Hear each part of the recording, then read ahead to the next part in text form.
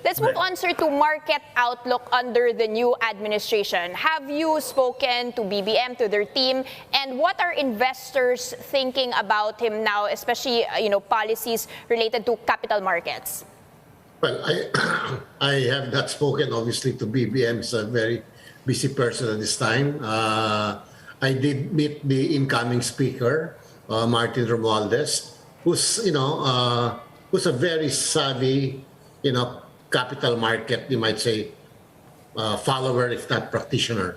As you know, there are a few legislations that we wanted to push in the new administration. One of them is the refiling of the PIFITA Law. This PIFITA Law was passed by the House last year, but unfortunately got stalled in the Senate. Why is this PIFITA Law important for the capital markets? Because under this law, stock transaction tax, from trading in the stock market, which is at 60 basis points, making the Philippine market the highest, friction cost market among, all the other markets.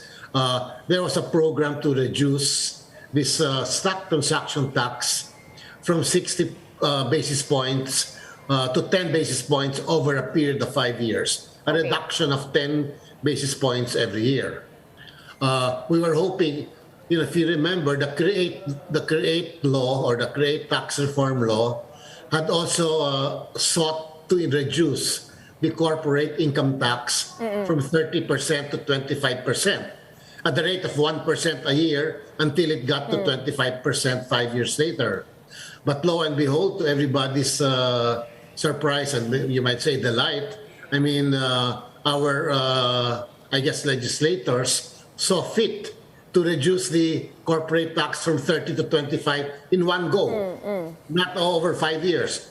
And we're hoping that, they would see this STT or stock transaction tax in the same light. Instead of reducing it by 10 basis points a year, maybe they could, bring it down to 10 basis points in one go. Again, that's one of the things we're hoping for. We also want to push for an amendment of the REIT law. Under the present REIT law, only companies with leasing or rental income are qualified to offer REITs to the public. But this precludes other, other entities where, in other jurisdictions, they're able to offer REITs. For example, toll road networks, hospitals, logistics providers. So this is one of the things we want to push for to widen the market for REITs.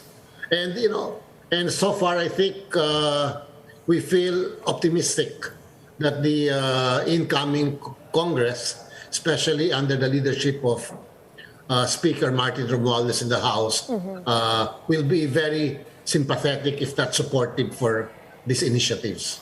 Okay, so again, PIFITA and of course amendments to the REITs there on the table. Sir, how is the market sentiment right now? Of course, you can see globally, it's not just the Philippines that's having issues domestically, but it's a global issue. But we do want to keep our foreign investors here, notwithstanding all of the issues in terms of the Fed and interest rates over in the US. What can be done to keep them here, to keep our local bourse attractive?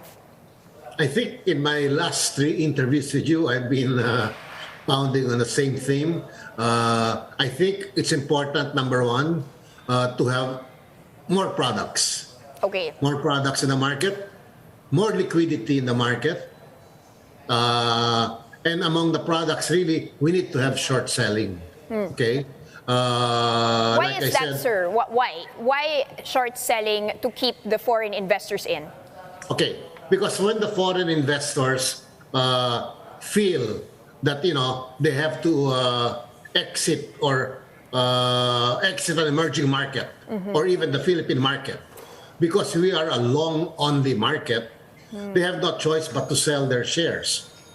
If we had short selling, they can keep their investments here and just hedge them. Correct. So there won't be that kind of foreign selling, okay? We will be able to retain their, I guess their investments here.